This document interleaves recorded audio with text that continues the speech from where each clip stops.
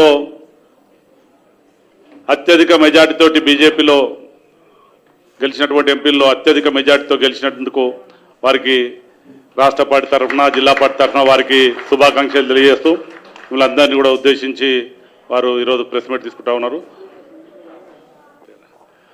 అదేవిధంగా ఈ ప్రెస్ మీట్లో పాల్గొన్నటువంటి ఇతర నాయకులు మన మాజీ ఎమ్మెల్యే బేతి సుభాష్ రెడ్డి గారు, వారికి కూడా స్వాగతం సుస్వాగతం. అదేవిధంగా దాసరి మల్లేశం గారు, అదేవిధంగా సుభాష్ చంద్రజీ గారు, శ్రీవర్ధన్ రెడ్డి గారు, అందే బాబాయ్ గారు, అశోక్ గౌడ్ గారు,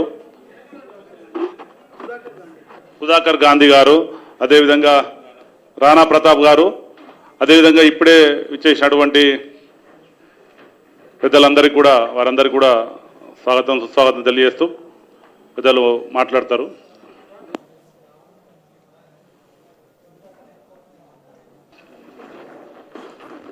ప్రెస్ మిత్రులందరికీ నమస్కారం. 75 రోజులుగా మాతో పాటుగా మీరు కూడా నిరంతరంగా ఎన్నికల క్షేత్రంలో ప్రజాభిప్రాయాన్ని ప్రతిబింబజేస్తూ మా ప్రచారాన్ని ప్రపంచానికి చాటి చెప్పడంలో మాకు స్ఫూర్తినివ్వడంలో మీరు తోడ్పాటు అందించారు. ఈ సందర్భంగా మీ అందరికీ మా పార్టీ పక్షాన అభినందన తెలియజేస్తా ఉన్నాం.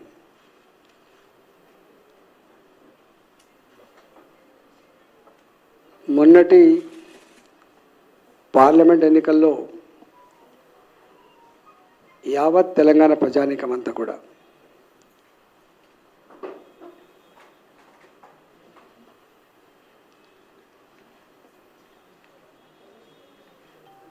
ముచ్చటగా మూడోసారి ప్రధానమంత్రి నరేంద్ర మోడీ గారే కావాలని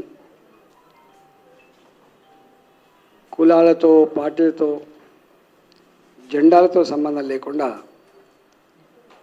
ప్రజలు భావించిండ్రు. తెలంగాణ రాష్ట్రంలో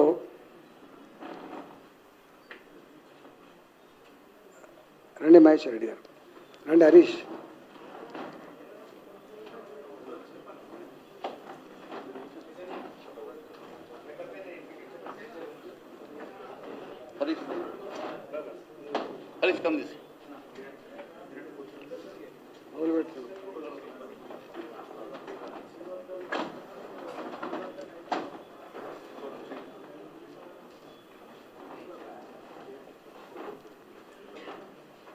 భారతీయ జనతా పార్టీ అభ్యర్థులని నిండు మనసుతో ఆశీర్వదించి గెలిపించినటువంటి తెలంగాణ ప్రజానికానికి శిరస్సు వంచి నమస్కరించి చెప్పే 2 మాటలు ఏంటంటే, కేంద్రంలో మళ్ళీ అధికారం ఉండేది భారతీయ జనతా పార్టీ నరేంద్ర మోడీ గారే కాబట్టి దేశం సురక్షితంగా సుభిక్షంగా ప్రగతి పథంలో నడవాలన్నా, పేదలకు వెల్ఫేర్ యాక్టివిటీ ఫలాలు అందాలన్నా, దేశ ప్రజల ఆత్మగౌరవం ప్రపంచ చిత్రపటం మీద ఎగరాలన్నా మోడీ గారికే మా ఓటు. రెండవది, కేంద్రంలో ఉండేది మోడీ గారు అయినప్పుడు తెలంగాణ రాష్ట్రం అభివృద్ధి జరగాలంటే భారతీయ జనతా పార్టీ పార్లమెంట్ సభ్యులు ఉంటేనే తెలంగాణ రాష్ట్రానికి మేలు జరుగుతుంది, అభివృద్ధి జరుగుతుందని చెప్పి భావించి బ్రహ్మాండమైనటువంటి ఓట్లు వేసిండ్రు. అసెంబ్లీ ఎన్నికల సందర్భంలో 14-15% ఉన్న భారతీయ జనతా పార్టీ ఓట్ బ్యాంక్ ప్రజల ఆశీర్వాదం ఇవాళ 35% పెరిగింది. ఎవరు ఊహించని పద్ధతిలో 35% పెరిగింది. అదే అధికారంలో ఉన్నటువంటి పార్టీ మాత్రం ప్రభుత్వాన్ని చెలాయిస్తున్న డబ్బునే నమ్ముకొని ప్రలోభాలనే నమ్ముకొని అధికార యంత్రాంగాన్ని దుర్వినియోగం చేసినప్పటికి కూడా వాళ్ళకు మాత్రం మొన్నటి ఓటు బ్యాంక్ అంటే ఏం పెరగలే. ఇవాళ తెలంగాణలో 8 సీట్లని భారతీయ జనతా పార్టీకి, 8 సీట్లని ఇవాళ ఇప్పుడు అధికారంలో ఉండే కాంగ్రెస్ పార్టీకి ఇచ్చి స్పష్టమైన తీర్పుని సంకేతాన్ని తెలంగాణ ప్రజలకు అందించారు. రాబోయే కాలంలో తెలంగాణ గడ్డ మీద ఎగిరే జెండా కాషాయపు జెండా మాత్రమే. వచ్చే ప్రభుత్వం భారతీయ జనతా పార్టీది మాత్రమేటువంటి సంకేతాన్ని ఇచ్చారు. కాంగ్రెస్ పార్టీ అనేక రకాల విష ప్రచారాలు చేసినప్పటికీ కూడా వాటిని తిరస్కరించి 6 నెలల కాలంలోనే ప్రజల చేత చీకొట్టించుకుంటున్న ముఖ్యమంత్రిగా గీ ప్రభుత్వమైనటువంటి పద్ధతిలో ఇలా కాంగ్రెస్ పార్టీ తీర్పునిచ్చింది. మల్కాజ్గిరి నా సొంతం, ఇది నా సీట్ అని చెప్పేది ప్రగల్భాలు పలికిండో ఆ మల్కాజ్గిరిలో మల్కాజ్గిరి ప్రజానికం ఏం తీర్పిచ్చిందో చూసింది మీరు. నాది మహబూబ్ నగరు, నా పార్లమెంట్ గెలిపాయని చెప్పి అక్కడ కూడా ఎన్ని ప్రయత్నాలు చేయాలని చేసిండు, అక్కడ కూడా తిరస్కరించారు. ఒక్క మాటలో చెప్పాలంటే ప్రతిష్టాత్మకంగా భావించి కుటుంబ సభ్యులను రంగంలోకి దింపి తనకున్న శక్తినంతా వాడి అధికారుల దుర్వినియోగం చేసి విష ప్రచారానికి ఎత్తుకొని డబ్బులు ఖర్చు పెట్టిన ఇక్కడ మాత్రం ముఖ్యమంత్రి గారికి భంగపాటు తప్పలే. అందువల్ల మేము చాలాసార్లు చెప్తూ ఉంటాం, ఎప్పుడు కూడా పార్లమెంటు గీ అసెంబ్లీ ఇది మా జాగీర్ అనే పద్ధతిలో, ఈ రాష్ట్రం నా జాగీర్ అనే పద్ధతిలో ఏ పార్టీ చెప్పుకున్నా, ఏ నాయకుడు చెప్పుకున్నా తప్పు. ఈ రాష్ట్రం కానీ, నియోజకవర్గం కానీ, పార్లమెంట్ పరిధి కానీ అది ఎన్నటికీ ప్రజల జాగీరు మాత్రమే. ప్రజలు అనుకుంటే గెలిపిస్తారు, లేకపోతే ఓడగొడతారు, వాళ్ళ చేతిలో ఉంటుంది తప్ప నాయకుడి చేతులను, పార్టీ చేతులను, లేకపోతే డబ్బు చేతిలో, మద్యం చేతిలో ఉండదనేది మరోసారి ప్రూవ్ అయింది. ఇవాళ నిజంగా సంతోషకరమైనటువంటి వార్త ఏంటంటే గెలిచిన భారతీయ జనతా పార్టీ 8 మంది అభ్యర్థులు చాలా అనుభవం కలిగిన వాళ్ళు గెలిచారు. ఆదిలాబాద్ సంబంధించినటువంటి మా పార్లమెంట్ అభ్యర్థి మాజీ మంత్రిగా రాష్ట్రంలో పనిచేసిండు. 2 సార్లు 3 సార్లు ఎమ్మెల్యేగా ఉన్నాడు, 2 సార్లు పార్లమెంట్ సభ్యుడిగా ఉండే. అంటే అపారమైన అనుభవం కలిగినటువంటి వ్యక్తి నగేష్ మాజీ మంత్రి గారు ఇవాళ ఆదిలాబాద్లో 1,00,000 ఓట్ల మేరతో గెలిచిండు. ఆయన 99,900 అనుకుంటా 1,00,000 ఓట్ల మేరతో గెలిచిండు. రెండవది నిజామాబాద్లో ధర్మపురి అరవింద్ రెండవసారి ఎంపీ, సిట్టింగ్ ఎంపీ, ఇప్పుడు రెండోసారి ఎంపీగా వారు బ్రహ్మాండమైనటువంటి మెజార్టీతో 1,20,000 మెజార్టీతో గెలిచిండ్రు. అట్లనే పక్కపొంటి కరీంనగర్లో మా బండి సంజయ్ గారు 2,12,000 మెజార్టీతో గెలిచిండ్రు రెండవసారి. ఇటు పక్కకు వస్తే రఘునందన్ గారు మాజీ శాసనసభ్యుడిగా, గతంలో శాసనసభ్యుడిగా, పార్లమెంట్ సభ్యుడిగా పోటీ చేసిన అనుభవం ఉన్నటువంటి వ్యక్తి. వారు కూడా 30,000 పైచిల కోటుతో మెదకులో గెలిచిండ్రు. ఆయన కూడా కొత్త కాదు. అట్లనే మల్కాజ్గిరికి వస్తే నా చరిత్ర మీకు తెలుసు. అక్కడ 3,91,650 ఓట్లతో అక్కడ గెలిచింది. ఇటు పక్క మా విశ్వేశ్వరరెడ్డి గారు చేవెలలో వారు కూడా రెండోసారి పార్లమెంట్ సభ్యుడైండ్రు. 1,70,75,000 మేరతో గెలిచింది అక్కడ వారు. డీకే రాష్ట్రంలో మంత్రిగా 3 సార్లు ఎమ్మెల్యేగా ఇవాళ మళ్ళీ వారు పార్లమెంట్ సభ్యురాలుగా దాదాపు 3,800, 4,000 మేరతో వారు గెలిచిండ్రు. అంటే 8 మంది శాసనసభ్యులు ఎవరైతే గెలిచిండ్రో, కిషన్ రెడ్డి గారు వారైతే 3 సార్లు ఎమ్మెల్యేగా ఉన్నారు, అదేవిధంగా 2 సార్లు ఎంపీగా మంత్రిగా పనిచేస్తున్నారు వారు. 8 మందికి 8 మంది వీళ్ళందరూ కూడా అపారమైనటువంటి అనుభవం ఉన్నవాళ్ళు.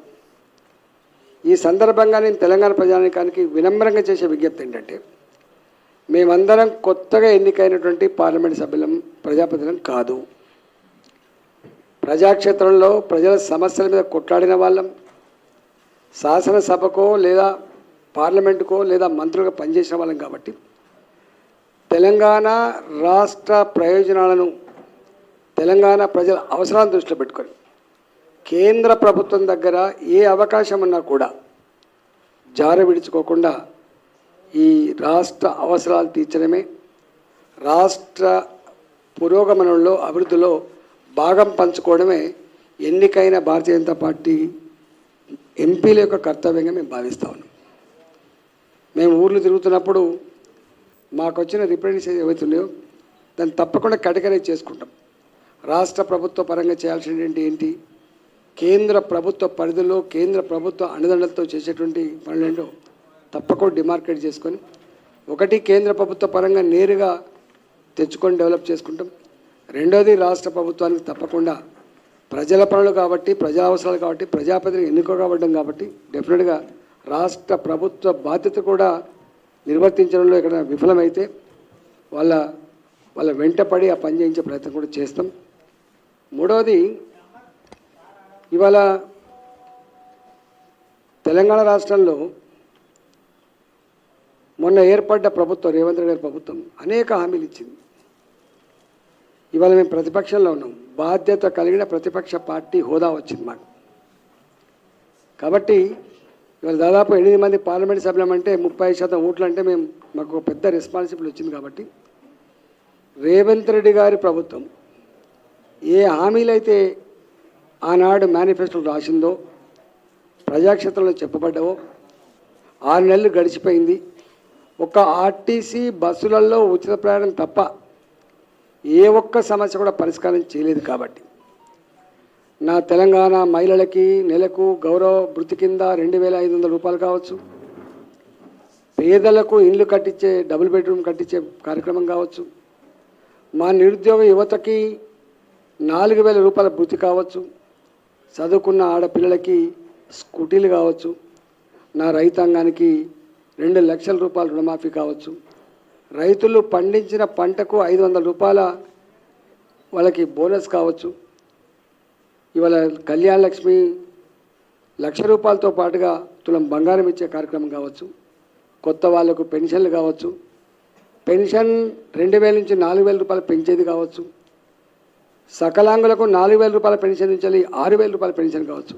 ఇట్లా 6 గ్యారంటీల పేరిట, 66 హామీల పేరిట 420 రకాల పనులు చేస్తామని చెప్పి హామీ ఇచ్చింది. కాబట్టి ప్రజల మధ్యలో, ప్రజాక్షేత్రంలో ఈ సమస్య ఈ హామీలన్నీ కూడా అమలు కోసం ప్రజలతో పాటుగా ఇవాళ ప్రభుత్వం మీద ఒత్తిడి తెస్తాం, అవసరమైతే పోరాటం చేస్తాం. ఆ సమస్యల పరిష్కారం కూడా మేము ఉంటామని చెప్పి ప్రజలకు హామీ ఇస్తా ఉన్నాం.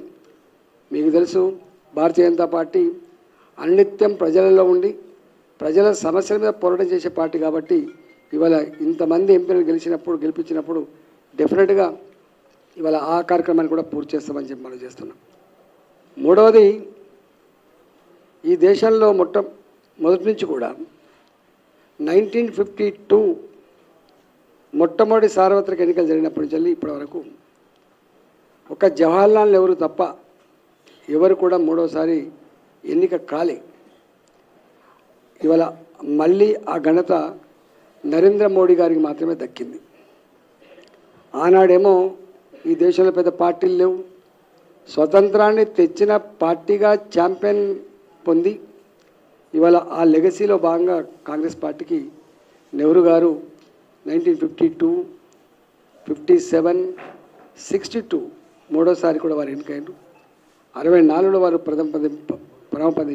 కానీ ఇవాళ మోడీ గారికి ఏ లెగసీ లేకున్నా సంకీర్ణ రాజకీయాలు దేశాన్ని నడుపుతున్నటువంటి ఈ రోజులల్లో ఒక టర్మే ఉంటే ఇంకొక ప్రభుత్వాన్ని ఎన్నుకుంటున్న ఈ రోజులలో 10 ఏళ్ళు గడితే ముఖం మొత్తి ఇక వద్దుపో అంటున్న ఈ సందర్భంలో ఇవాళ మూడవసారి ముచ్చటగా మళ్ళీ నరేంద్ర మోడీ గారి నాయకత్వంలో 296 సీట్లతో మేము మాతో పాటుగా ఇద్దరు పార్ట్నర్స్ అలయన్స్ తోటి ఇవాళ మళ్ళీ మూడోసారి ముచ్చటగా ప్రధానమంత్రి కాబోతున్నటువంటి సందర్భం మనం చూస్తూ ఉన్నాం. కాబట్టి ఇలా తెలంగాణ ప్రజానీకానికి ఏ నమ్మకం ఏ విశ్వాసం మా మీద పెట్టుకున్నారో ఆ విశ్వాసాన్ని ఆ నమ్మకాన్ని ఎక్కడ కూడా వమ్ము చేయకుండా అనునిత్యం మీకు అందుబాటులో ఉండి మాకు ఇచ్చినటువంటి ఈ పదవిని అలంకారం కోసం కాకుండా నోట్లో నాలుకలాగా ఉండి మీతో ఉండి మీ సమస్యల పరిష్కారంలో మమ్మల్ని ఎన్నుకున్న నియోజకవర్గాల అభివృద్ధిలో తెలంగాణ రాష్ట్ర అభివృద్ధిలో మేమందరం కలిసికట్టుగా భాగం పంచుకుంటాం, మీతో మంచి పేరు తెచ్చుకుంటామని చెప్పి ఈ సందర్భంగా మనవి చేస్తూ నమస్కారం.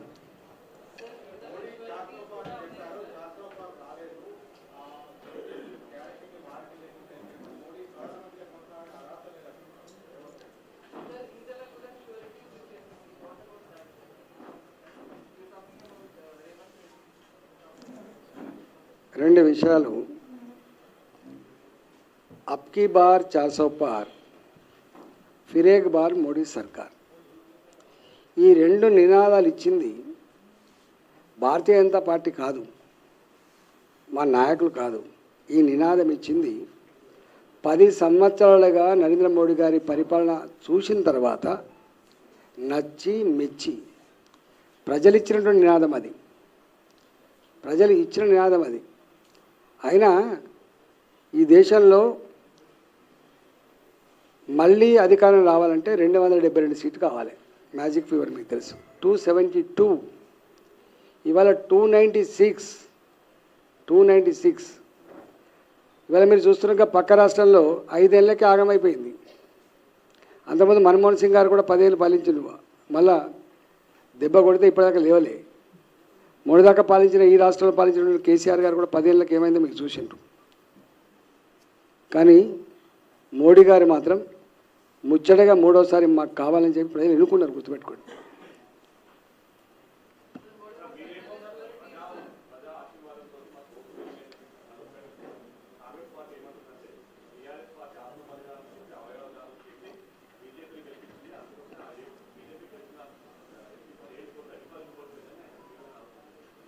ఒక మాట చెప్పన్నా, నాకు తెలిసి ఖమ్మం, మహబూబాద్ ఈ 2 జాగాలు తప్ప మిగతా అన్ని జాగాలలో గెలిచినాం లేదా మేము సెకండ్ ప్లేస్లో ఉన్నాం.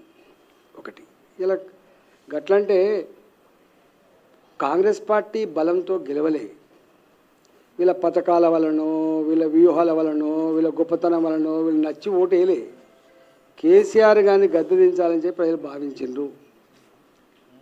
అప్పుడున్న పరిస్థితులలో గద్దె దించడానికే ఆల్టర్నేట్ ఎవరైనా చూసి వాళ్ళకి వేసింది తప్ప వాళ్ళ బలం కాదు అది. ఇప్పుడు వాళ్ళు నిజంగానే వాళ్ళ బలమే అయితే ఇవాళ ఇక్కడ ప్రభుత్వం వచ్చింది, వాళ్ళకు విశ్వాసం వచ్చింది, యంత్రాంగం అంతా వాళ్ళ చేతుల్లో ఉంది, డబ్బులు వాళ్ళు విచ్చలవిడిగా ఖర్చు పెట్టిండ్రు. ఎందుకో గెలవలేకపోయిండు రేవంత్ రెడ్డి గారి సిట్టింగ్ సీటు, ఎందుకో గెలవలేకపోయిండు ఇవాళ మహబూబ్నగర్లో. ఇష్యూ ఏంటంటే ఆనాడు కూడా వీళ్ళకు బీఆర్ఎస్ పార్టీ మీద కేసీఆర్ మీద ఉన్న కోపంతో ఓట్లు వేసింది తప్ప వీళ్ళకి కాదు. ఇప్పుడు ఎట్లా పడ్డాయి ఓట్లు? ఇక ఈ బీఆర్ఎస్ పార్టీ ఇప్పుడు ఉన్న పరిస్థితి కాదు, ఇక్కడ లేదు, నాకు అక్కడ ఓటెత్తే వచ్చేది కూడా లేదు, ఓటు వేయాల్సింది బీజేపీకే. ఈ రాష్ట్రం బాగుపడాలంటే, దేశం పురోగమించాలంటే బీజేపీకి అని చెప్పి భావించిండు. ఇంకా అంతకంటే ఇంకో మాట చెప్తున్నా, మీకు గుర్తు చేస్తున్నా నేను. మొన్న ఎమ్మెల్యే ఎలక్షన్స్ అప్పుడు ఏం చెప్పింది తెలుసా? ఈసారి అంటే ఏదో చేస్తున్నామా బిడ్డ, వచ్చేసారి మాత్రం మీరు ఎవరు అడగద్దు, మా ఓటు మోడీ గారికి అని చెప్పి ఆనాడు చెప్పిండ్రు. గుర్తుపెట్టుకోండి, మీరంతా సాక్ష్యం, నేను చెప్పడం కాదు.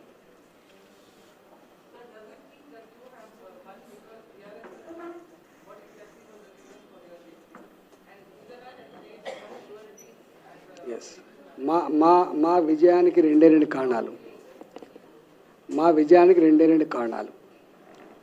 రేపటి ఈ రాష్ట్రంలో ఈ రాష్ట్రాన్ని నడిపే బాధ్యత మీదే అని చెప్పి ప్రజలు చెప్తున్నారు. మీ చేతిలోనే ఉంటే ఈ స్కాములు లేని, ఈ తలదించుకునే పరిస్థితి లేని, ప్రజలు నచ్చే మెచ్చే పరిపాలన వస్తుందని చెప్పి ఆశిస్తుంది. దానికి సంకేతం. రెండో మాట ఏంటంటే దేశంలో కూడా మీరు చూస్తున్నారు ఎన్ని మార్పులు వచ్చినాయండి. ఒకప్పుడు హైదరాబాద్ టెర్రరిస్టులకు అడ్డా, స్లీపర్ సెల్స్ అన్నీ కూడా ఎక్కడుంటాయో ఆందోళనకరంగా ఉంది. బయటికి పోయిన మనిషి తిరిగి వస్తున్నాడు అనే పరిస్థితి మనం కళ్ళారా చూసినాం. ఇక్కడే సాయిబాబా గుడి దగ్గర బాంబుల పేలులలో తెగిపడ్డ కంటాలని మనం కళ్ళారా చూసినాం. కుటుంబ సభ్యులతో పోయి గోకుల్ చాట్ దగ్గర తిందామంటే పేలిన బాంబుల్లో చిందిన రక్తాన్ని చూసినాం. మనం కిలకిల రాగాలతో ఆడుకునేటువంటి పిల్లలు లుంబిని పార్కులో ఏమైందో మీరు చూసిండ్రు. దిల్సుఖ్ నగర్లో పొట్ట పనిచేస్తే తప్ప పొట్టనేటువంటి వాళ్ళు హడావిడిలో ఉంటే బాంబులు పేలి ఎంతమంది చనిపోయినా మీరు చూసిండ్రు. నో, ఇవాళ బాంబుల మూతలు లేవు, తుపాకీ శబ్దాలు లేవు. ఇవాళ ఇలా జై నినాదాలతో ఉండేటువంటి పాకిస్తాన్, జమ్మూ అండ్ కాశ్మీర్లో ఖలిస్తాన్ ఉద్యమం, పంజాబ్లో, నార్త్ ఈస్ట్ స్టేట్స్లో బోడో ఉద్యమం, నాగా ఉద్యమం ఇవాళ లేవు. ఒక్క మాటలో చెప్పాలంటే భారతదేశంలో శాంతి, భారతదేశంలో ఒక భరోసా నెలకొన్నది మోడీ గారి ఆయనలో. రెండవది, ఒకప్పుడు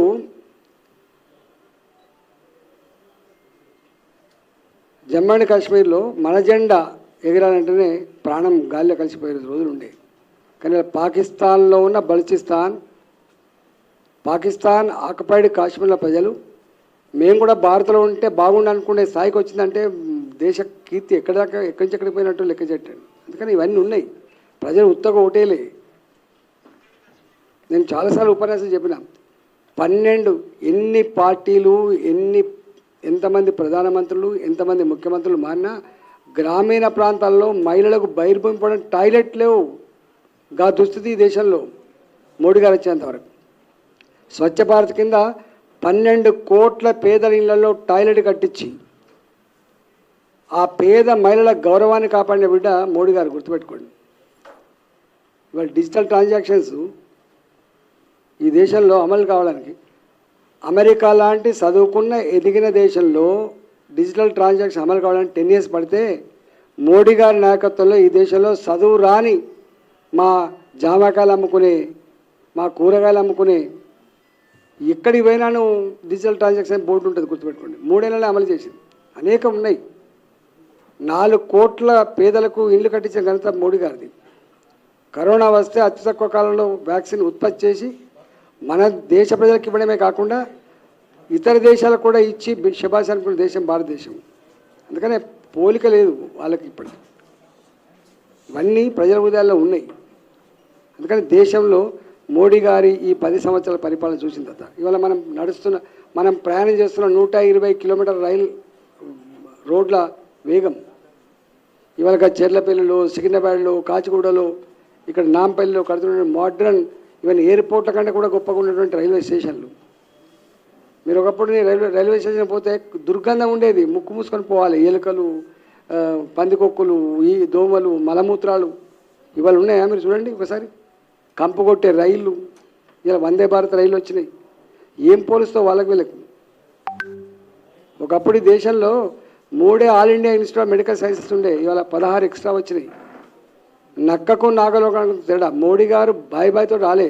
మోడీ గారు ఈ దేశాన్ని సమగ్రంగా అర్థం చేసుకొని ప్రపంచంలో ఇది ఒక 3rd వరల్డ్ కంట్రీ, పేద దేశంగా నలిగిపోతున్నది, దీన్ని గొప్పగా దాన్ని అభివృద్ధి చేయాలని చెప్పి సంకల్పించి ఇవాళ ఎన్ని వేల కిలోమీటర్ జాతీయ రహదారులు వేసిండ్రు, ఎన్ని రైల్వే స్టేషన్ కడుతున్నారు, ఎన్ని కొత్త రైళ్ళు వస్తున్నాయి, ఎన్ని ఎయిర్పోర్ట్లు వస్తూ ఉన్నాయి, ఎన్ని all India institute of medical science వస్తూ ఉన్నాయి.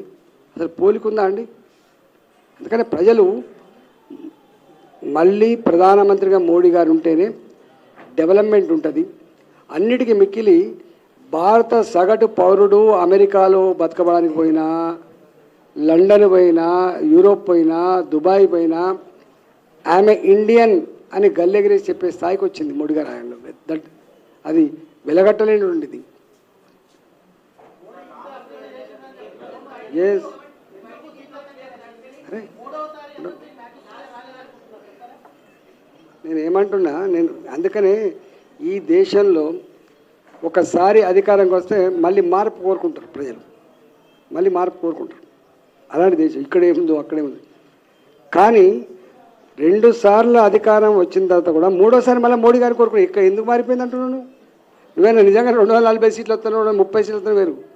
ఇవాళ మీకు తెలుసు అరే కొన్ని కొన్ని తగ్గుతాయి అట్లాంటిగా. మొన్న ఒరిస్సా ఉంది, ఒరిస్సాలో గవర్నమెంట్ వచ్చింది. ఆఫ్టర్ 20 years ఒరిస్సాలో బీజేపీ గవర్నమెంట్ వచ్చింది. ఇవాళ తెలంగాణ 4 సీట్ల పైన 8 సీట్లు వచ్చినాయి. ఇవాళ ఆంధ్రప్రదేశ్ మీరు చూసిన పక్కగా ఉన్న ఆంధ్రప్రదేశ్లో ఇవాళ Bharatiya Janata party, Pawan Kalyan party, Telugudesam party అలయన్స్లో బాగా కొట్లాడినాం కదా. 3 జెండాలు 3 కళ్ళ వేసి కొట్లాడినాం. పక్క రాష్ట్రంలో ఏమైంది మీరు చూస్తలేరా? ఎక్కడ పోయింది? నేను అందుకనే మీకు ఎక్కడన్నా మీరు కొంత కన్ఫ్యూజ్ అవుతున్నట్టు కనబడుతుంది. మీరు సరిగా విజువలైజ్ చేసుకోవడంలో, అర్థం చేసుకోవడంలో ఎక్కడ తక్కువ ఉన్నట్టు అనిపిస్తుంది. అరే ప్రజలు ఇచ్చిన నినాదం, ఎస్ తప్పకుండా ఇచ్చినాం. ప్రజలు ఇచ్చిన నినాదం అది గుర్తుపెట్టుకోండి. ఎక్కడ చేయదు, రాముని పేరు మీద చేయలే. మేము నిర్మాణమైన నేషనల్ హైవేస్ మీద మాట్లాడినాం, పేదలకు ఇచ్చే 5 కిలోల బియ్యం గురించి మాట్లాడినాం, కట్టిన 4 కోట్ల ఇళ్ళ గురించి మాట్లాడినాం, పేదలకు ఇంతకుముందు చెప్పిన టాయిలెట్ల గురించి మాట్లాడినాం, స్వచ్ఛ భారత్ గురించి మాట్లాడినాం, అభివృద్ధి గురించి మాట్లాడినాం, ప్రపంచ చిత్రపటం మీద భారత జాతి కీర్తి ఎగురుతున్న తీరు గురించి మాట్లాడినాం. దాని గురించి మాట్లాడినాం మేము. అదొక పార్ట్. భారత ప్రజల సంస్కృతి సాంప్రదాయాల కాపాడే కర్తవ్యం కూడా భారతీయ జనతా పార్టీకి ఉందని చెప్పినాం. ఇప్పుడు ప్రభుత్వం అంటే రోడ్లు వేసేది, బంగ్లా కట్టేది కాదు. ప్రభుత్వం అంటే ప్రజల విశ్వాసాలని కాపాడే బాధ్యత కూడా ఉంటుందనే విషయం మీరు మర్చిపోకండి. ఆనాడు కేవలం అప్పీజ్మెంట్ పాలసీలో భాగంగా ఓట్ల కోసం, సీట్ల కోసం కక్కుర్తిపడి భారత జాతి సంస్కృతిని మట్టగలిపిండ్రు. కానీ మోడీ గారు మాత్రం ఇలా అభివృద్ధి ఎంత ముఖ్యమో ప్రజల సంస్కృతి సాంప్రదాయాలు కూడా అంతే ముఖ్యమని చెప్పి కాపాడిన బిడ్డ. మనది మనం తెచ్చుకున్నాం, వాళ్ళని మనం తెచ్చుకోలేం.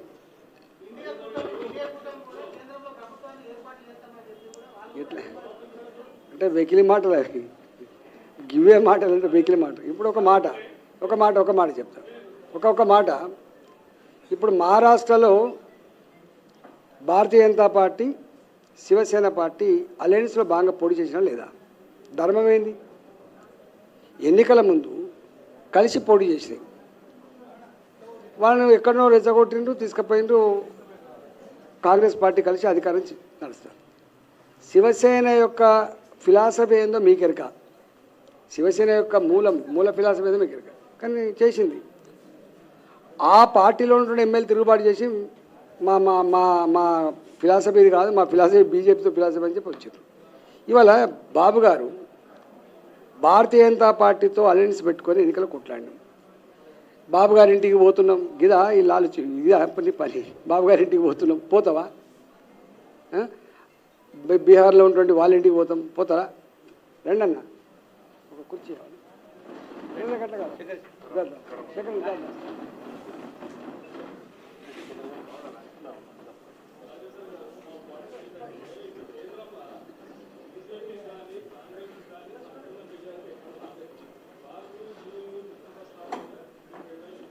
నో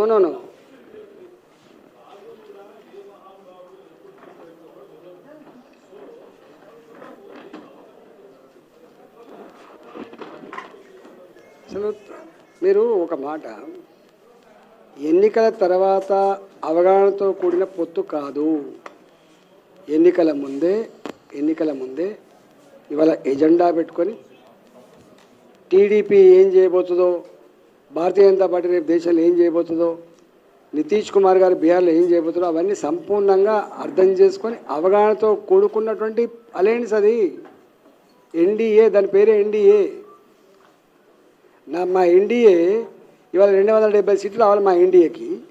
ఇక్కడ 296 సీట్లు వచ్చినాయి.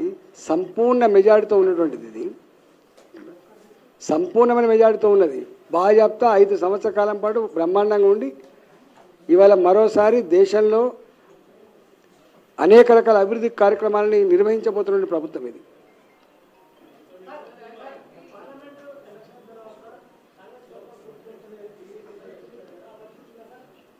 మేమల్లే ఎక్కడ వాళ్ళంతటా వాళ్ళు కొట్లాడబెట్టుకొని పాలించే సత్తా లేకపోతే వాళ్ళు పోతే మేము చెప్పలేదు. మా పని ఆనండి అది. మేము ఏమనుకుంటున్నాం, నేను ఇదే వేదిక మేము చెప్పిన, మొన్న ప్రజల చేత ఎన్నుకోబడ్డ కాంగ్రెస్ ప్రభుత్వం 5 ఏళ్ళు ఇచ్చిన హామీలన్నీ కూడా అమలు చేసి మంచిగా పరిపాలించాలని కోరుకుంటున్నాం. మేము ఇచ్చిన హామీలు అమలు చేయమంటున్నాం. ఒడ్డెక్కదాకా ఓడమల్లప్ప, ఒడ్డెక్కినాక బోడమల్లప్పలాగా ఎన్నికల ముందు ఏదైనా హామీలు ఇచ్చి అధికారంగా వచ్చి ప్రజల్ని వంచిస్తా అంటే మోసం చేస్తా నడుస్తుందా అండి? ప్రజాస్వామ్యంలో నడుస్తుందా? ఇలా మొన్న పక్కకు రాష్ట్రం ఉన్నది, ఎన్ని సీట్లు వచ్చినాయి వాళ్ళకు? ఇవాళ ఎన్ని సీట్లు వచ్చినాయి చెప్పండి? ప్రజలు ఒకసారి అనుకున్నారంటే నచ్చకపోతే బండకేసి కొడితే ఎట్లుంటుందో మనం చూసినాం కల్లారా. ఇందిరాగాంధీ లాంటి పెద్ద పెద్ద స్టాల్ వార్డ్స్ అని చెప్పుకుంటే ఎమర్జెన్సీలో బండకేసి కొట్టిండు, గుర్తుపెట్టుకోండి. అందుకని ఎప్పుడు కూడా ప్రజలను ఎడ్డోళ్ళు అనుకునే వాళ్ళు, ప్రజలను మనం మోసం చేయొచ్చు అని అనుకునే వాళ్ళు మట్ల కలిసిపోతారు. చరిత్రకాల గొప్పలో మిగిలిన వాళ్ళు ప్రజలే గొప్పలు.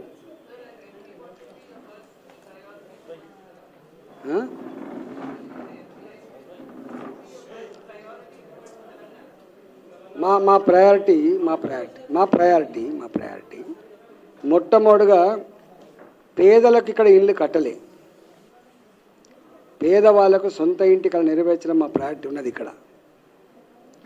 రెండవ ప్రయారిటీ ఇవాళ గ్రామీణ ప్రాంత రోడ్లు కావచ్చు, PMGSY, CRF, central road fund, national highways, వీటిల్లో కొత్తవి తీసుకురావడం, వచ్చిన పనులు సకాలంలో పూర్తి చేయడం మా కర్తవ్యం. 3, ఇవాళ రామగుండం ఎరువుల కర్మాగారం కావచ్చు, ఇవాళ ఇక్కడ వ్యాగన్ ఫ్యాక్టరీ కావచ్చు కాజీపేటలో, ఇక్కడ నిరుద్యోగ యువత ఎంత సఫర్ అవుతుందో మనం చూస్తూ ఉన్నాం. ఒక్క ఉద్యోగానికి 100 మంది కాంపిటీషన్లో ఎగ్జామ్ రాసే పరిస్థితి చూస్తున్నాం. 6 ఏళ్ళుగా 7 ఏళ్ళుగా లైబ్రరీలో పొంటి అటు పని తినుకుంటూ ఉపాసం వండుకుంటూ చదువు ఎగ్జామ్స్ రాసుకుంటా ఉద్యోగం వల్ల ఆ ఎంప్లాయ్మెంట్ జనరేషన్ మా ఇష్యూగా ఉంటుంది. 4వది ఇక్కడ ఇన్ఫ్రాస్ట్రక్చర్ మనం చూస్తున్నాం. ఇప్పటికి కూడా ఇవాళ గ్రామీణ ప్రాంతాలు జరిగేటువంటి డెవలప్మెంట్ మీరు బయటికి ప్రచారం అవుతలే కానీ కట్టిన గ్రామ పంచాయతీ భవనాలు, కట్టిన మహిళా సంఘ భవనాలు, మనం నడుస్తున్న సిమెంట్ రోడ్లు, పారుతున్న మురికి కాలువలు, పెరుగుతున్న పచ్చడి చెట్లు, వెలుగుతున్న లైట్లు, తడి చెత్త పొడి చెత్త షెడ్లు, ఇవాళ శ్మశాన వాడికలు, ఇవన్నీ కేంద్ర ప్రభుత్వం ద్వారా వచ్చే నిధులతోటే అభివృద్ధి అవుతున్నది, మర్చిపోతున్నది. చివరికి గ్రామ పంచాయతీలలో పనిచేసే సిబ్బందికి కూడా జీతాలు ఇవ్వలేని పరిస్థితిలో ఉంటే ఇవాళ పర్ క్యాపిటల్ ఇన్కమ్ వస్తే డెవలప్మెంట్ అవుతుంది, గుర్తుపెట్టుకోండి. ఇవాళ కేంద్ర ప్రభుత్వం యొక్క బాధ్యత ఎక్కడి దాకా పెరిగిందో చూడండి. ఇలా స్మార్ట్ సిటీల కింద, అమృత నగరాల కింద ఇవాళ 1000 కోట్ల రూపాయలు ఇస్తేనే ఇలా ఇక్కడ డెవలప్మెంట్ వస్తుంది, గుర్తుపెట్టుకోండి. లేకపోతే మున్సిపాలిటీలకు కార్మికులకు జీతాలు ఇచ్చే పరిస్థితి లేదు. ఇవన్నీ కూడా రేపు మా బాధ్యత ఉంటుంది.